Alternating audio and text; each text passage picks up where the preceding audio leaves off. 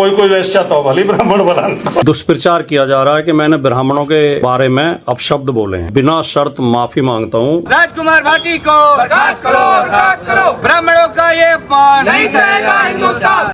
राजकुमार भाटी को लेकर पिछले 24 घंटे से सोशल मीडिया और मीडिया में बड़ा बवाल मचा हुआ है। लोग तरह तरह के ट्वीट कर रहे हैं, लोग तरह तरह के सोशल मीडिया पर कमेंट कर रहे हैं। कुछ कह रहे हैं कि राजकुमार भाटी का मुंह काला करना पड़ेगा।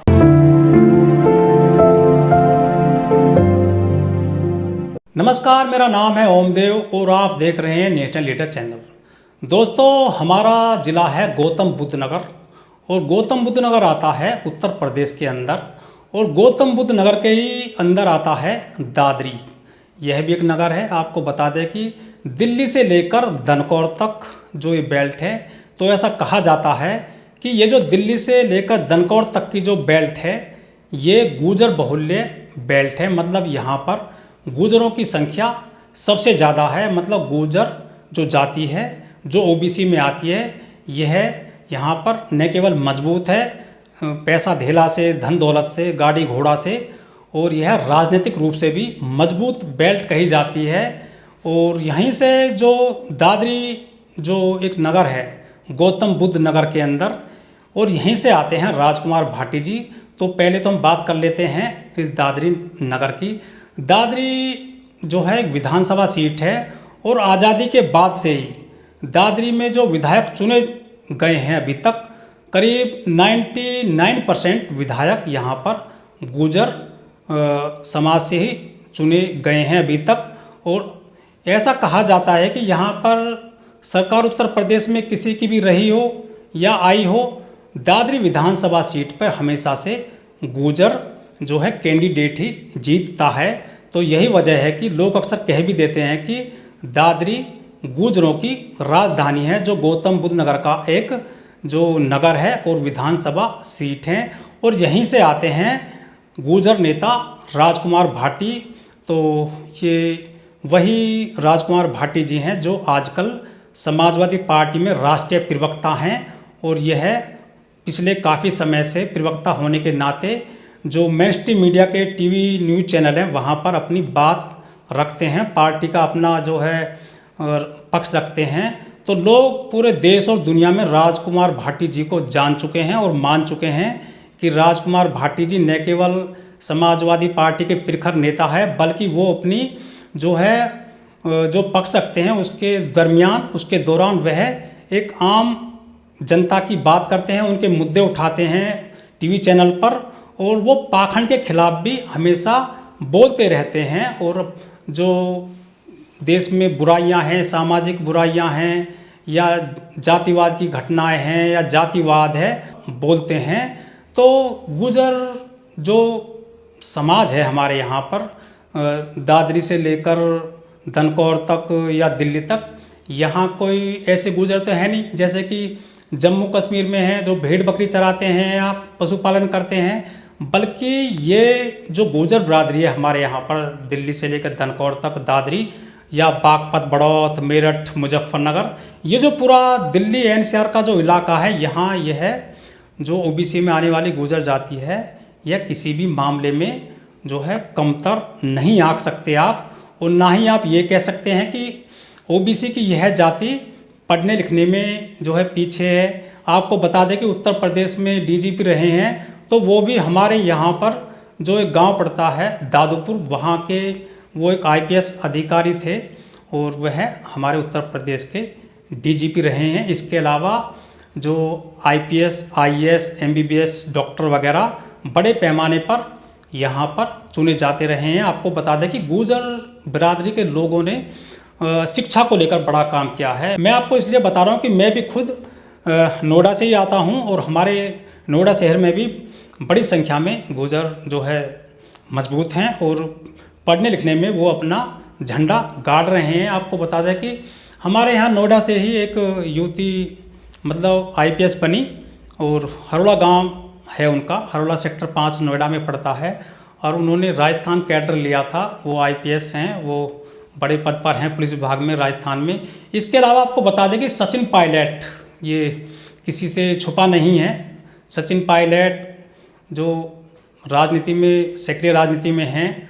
और उनके पिताजी कैप्टन रहे थे, मतलब वो राजेश पायलट, वो भी हमारे गौतम बुद्ध नगर के, उनका नाता गौतम बुद्ध नगर से ही रहा है। और वह अभी भी अपने गांव में आते रहते हैं समय समय पर, किसी भी तीज त्योहार पर।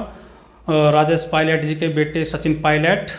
तो हमारा जो ये गौतम बुद्ध नगर है, जो गुर्जर बहुल्य क्षेत्र है, इसको लोग अक्सर कहते हैं कि यह गुर्जरों की राजधानी है। और आपको बता दें कि पिछले दिनों ही, मतलब पिछले महीने, राजकुमार भाटी जी जो समाजवादी पार्टी में राष्ट्रीय प्रवक्ता हैं और एक बड़ा पद मिला हुआ है राजकुमार भाटी जी को, तो यही वजह है कि राजकुमार भाटी जी ने जो दादरी नगर है हमारे यहाँ, तो यहाँ पर एक बड़ी सभा कराई थी पिछले महीने समाजवादी पार्टी की। और उस सभा में मुख्य अतिथि के तौर पर जो राष्ट्रीय अध्यक्ष हैं समाजवादी पार्टी के अखिलेश यादव जी, वह खुद पहुँचे थे। और उन्होंने यहाँ पर अगले साल होने वाले चुनाव को लेकर शंखनाद किया था।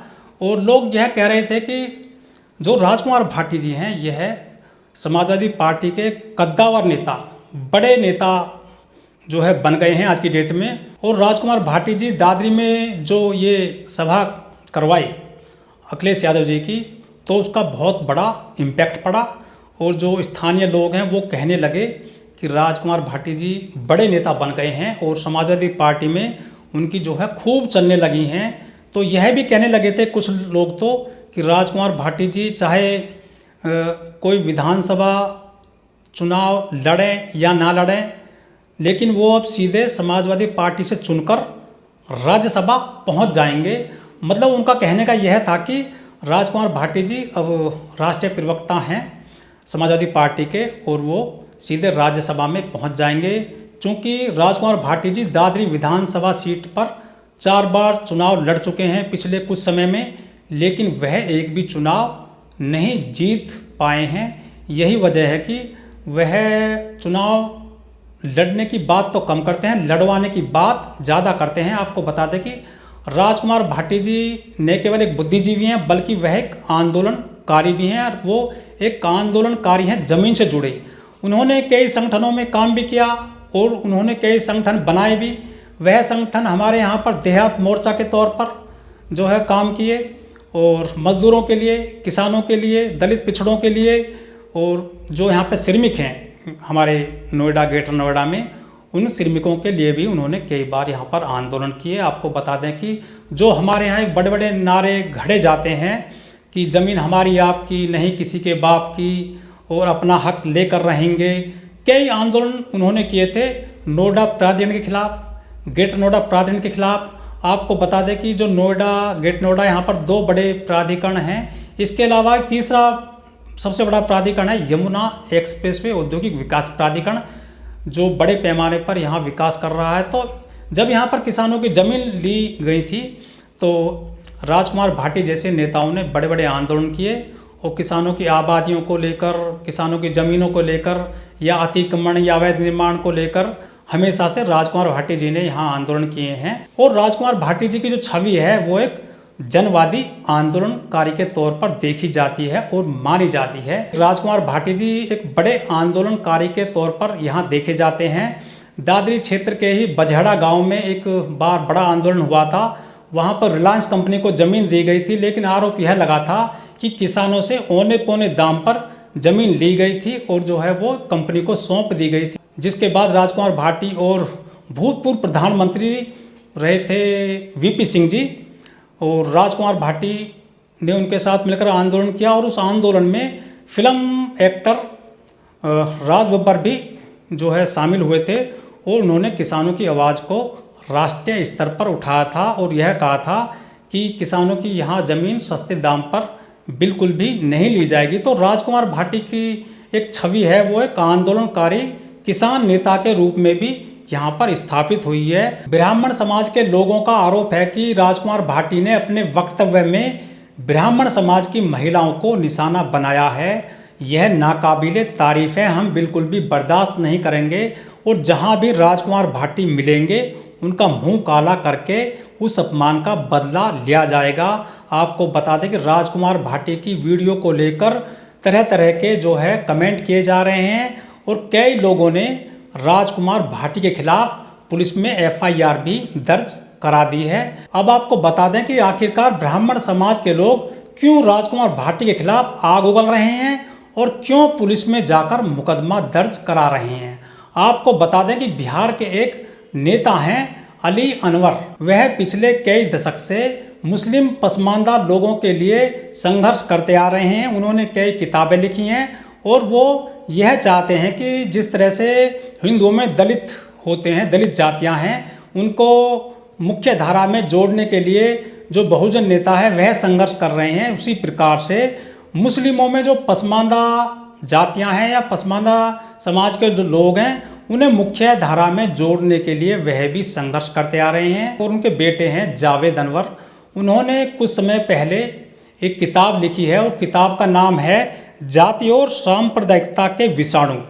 तो इस किताब की लॉन्चिंग की गई थी 5 मई को और इस किताब की लॉन्चिंग दिल्ली के जवाहर भवन में की गई थी।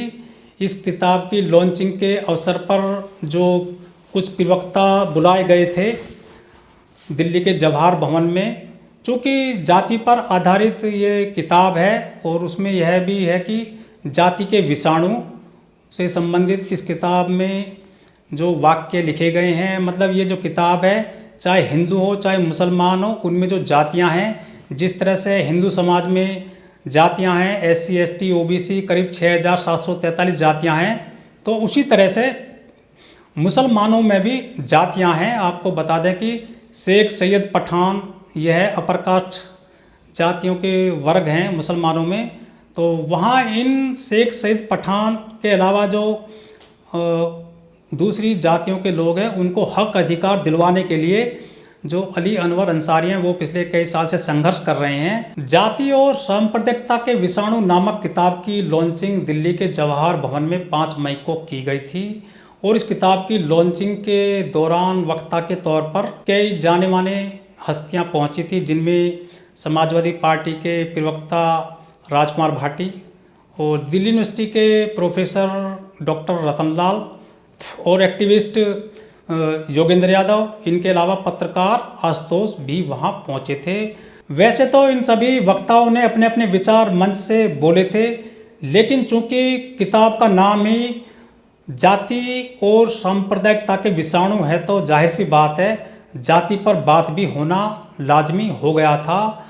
और जब उनकी बारी आई राजकुमार भाटी जी की बोलने की, तो करीब 15 मिनट के अपने भाषण में राजकुमार भाटी जी ने बारी बारी से जो किताब में मुहावरे लिखे गए हैं जातियों को लेकर या बहुत सारी बातें लिखी गई हैं जातिवाद को लेकर या पाखंड को लेकर, तो राजकुमार भाटी जी ने करीब 15 मिनट के अपने वीडियो में वह मंच से बोला। और बहुत सारे जो सोशल मीडिया के पत्रकार हैं या मेन स्ट्रीम मीडिया के पत्रकार हैं, राजकुमार भाटी जी का वह जो वक्तव्य था करीब 15 मिनट का, वो सारा उन्होंने रिकॉर्ड किया। राजकुमार भाटी जी ने जो वहाँ पर वक्तव्य बोला मंच से, उसमें उन्होंने कोई भी अपनी तरफ से नहीं बोला। राजकुमार भाटी जी बाकायदा बोलते जा रहे थे कि मैं जो ये बोल रहा हूँ ये शब्द मेरे घड़े हुए नहीं हैं, या ये जो मैं मुहावरा बोल रहा हूँ या मैं जो ये शब्द बोल रहा हूँ ये इस किताब में लिखे हुए हैं या दूसरी किताबों में लिखे जा चुके हैं। ऐसे बहुत सारे मुहावरे हैं या ऐसी बहुत सारी जो है बातें हैं जिनको बहुत सारी किताबों में लिखा जा चुका है, या वो ग्रंथ हैं बहुत सारे जिनका वहाँ पर मंच से उन्होंने जिक्र किया था। और जब वो बोल रहे थे राजकुमार भाटी जी जवाहर भवन में मंच से, तो कैमरे बाकायदा रिकॉर्ड कर रहे थे उनकी एक एक बातें। लोग कह भी देते हैं कि चाहे किसी की बात एक बार को झूठी हो सकती है, लेकिन कैमरा कभी भी झूठ नहीं बोल सकता। जो आप बोलेंगे कैमरा वही जो है रिकॉर्ड करता है, कैमरा कभी झूठ नहीं बोलता है। तो राजकुमार भाटी जी जो बोलते जा रहे थे किताब से लिया हुआ कोई वाक्य या कोई मुहावरा, उन्होंने सारा कुछ वहाँ पर बोला। वैसे तो हमने भी पढ़ा है कई बार, जो बहुत सारे कथावाचक होते हैं वो भी बोल देते हैं, या हमने कहते सुना है कि ढोल गवार शूद्र और पशुनारी ये सब ताड़ना के अधिकारी। यह जो चौपाई है ये पिछले करीब 1-2 साल से बहुत लाइमलाइट हो गई है। जो बहुजन लोग हैं या दलित एक्टिविस्ट हैं या बहुजन एक्टिविस्ट हैं, वह बोल भी देते हैं कि यहाँ पर जो यह चौपाई है कि धोल गवार शूद्र पशु और नारी यह सब ताड़ना के अधिकारी, तो शूद्र की तुलना जो है पशु से की गई है, महिला को भी उसी में जोड़ दिया गया है।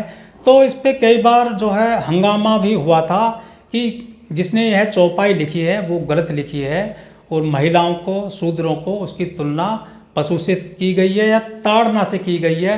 तो बहुत सारे जो चतुर लोग हैं उन्होंने तो यह तक कह दिया था कि ताड़ना का मतलब पीटना नहीं है, जिस तरह ढोल को पीटा जाता है या पशु को पीटा जाता है या शूद्र को पीटा जाता है।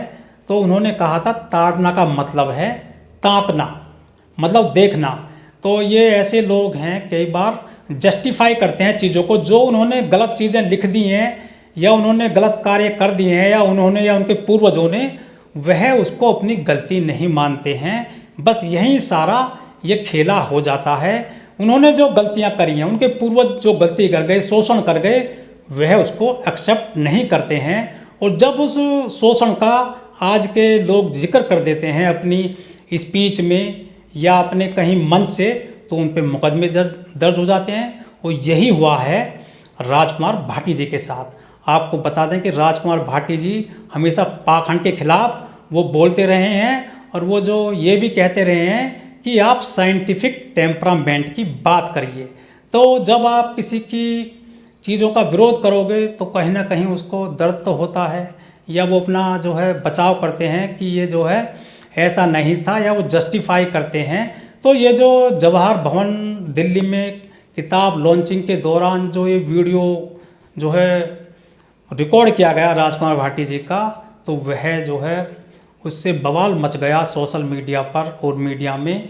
और यही वजह है कि राजकुमार भाटी जी अब जो है घिरते आ रहे हैं, उन पे मुकदमे दर्ज हो रहे हैं। लोग कह रहे हैं कि उनका मुंह काला करेंगे, उनको जो है दंडित किया जाना चाहिए। अब सोचने पहलू यह है कि क्या वो ओबीसी जाति से आते हैं, गुर्जर समाज से आते हैं, तो इसलिए उनको निशाना बनाया जा रहा है? क्या वो साइंटिफिक टेम्परामेंट की बात करते हैं इसलिए उनको निशाना बनाया जा रहा है? वो पाखंड की पोल पट्टी खोलते हैं, क्या उनको इसलिए निशाना बनाया जा रहा है? आपको बता दें कि जो दादरी है ये काफ़ी प्रसिद्ध नगर है और दादरी विधानसभा सीट है। और यहाँ पर आज भी जो विधायक हैं भाजपा से, वह गुर्जर समाज से ही हैं, तेजपाल नागर। आपको बता दें कि गौतम बुद्ध नगर जो यहाँ पर लोकसभा सीट बनी थी 2009 में, जब ये पहली सीट बनी थी हमारे शहर गौतम बुद्ध नगर में, तो यहाँ से पहली बार जो चुना गया था सांसद, तो वह भी जो है गुर्जर ही चुना गया था, जिनका नाम है सुरेंद्र सिंह नागर।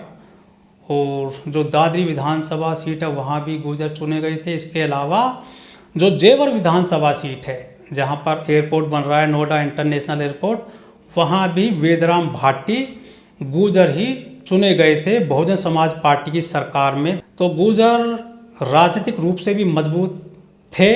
वह दूसरी बात है कि अब उनका उतना यहाँ पर वर्चस्व नहीं है, क्योंकि सत्ता आती रहती है जाती रहती हैं, तो कई बार लोग हारते हैं जीतते हैं, लेकिन कुछ लोग होते हैं आंदोलनकारी, वो हमेशा से जनता में अपनी बात रखते रहते हैं और वो हमेशा बड़े नेता के रूप में देखे जाते हैं और वह उनको जनता मानती है और जानती भी है। 2027 में यूपी में विधानसभा चुनाव होने जा रहे हैं, तो यही वजह है कि गौतम बुद्ध नगर का दादरी एक बार फिर जातियों का अखाड़ा बनता दिख रहा है।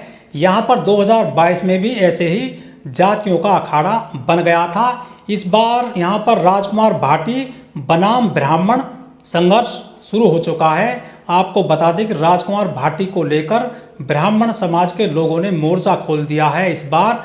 वहीं 2022 में जो मोर्चा खोला गया था वह खोला गया था गुर्जर बनाम राजपूत, और उसके केंद्र में थे राजा मिहिर भोज। 2022 में यूपी के मुख्यमंत्री योगी आदित्यनाथ जी वहां पहुंचे थे और उन्होंने मिहिर भोज कॉलेज में सम्राट मिहिर भोज की प्रतिमा का अनावरण किया था। जिस सम्राट मिहिर भोज जी की प्रतिमा का अनावरण खुद मुख्यमंत्री योगी जी ने किया था, उस प्रतिमा के नीचे सम्राट मिहिर भोज के नीचे गुर्जर शब्द नहीं लिखा था, जिसके बाद से गुर्जर समाज के लोगों ने इसका काफ़ी विरोध किया था और गुर्जर नाराज हो गए थे और उन्होंने कहा था कि जिस सम्राट मीर भोज की प्रतिमा का अनावरण योगी आदित्यनाथ जी ने किया है उसमें गुर्जर शब्द गायब कर दिया गया है।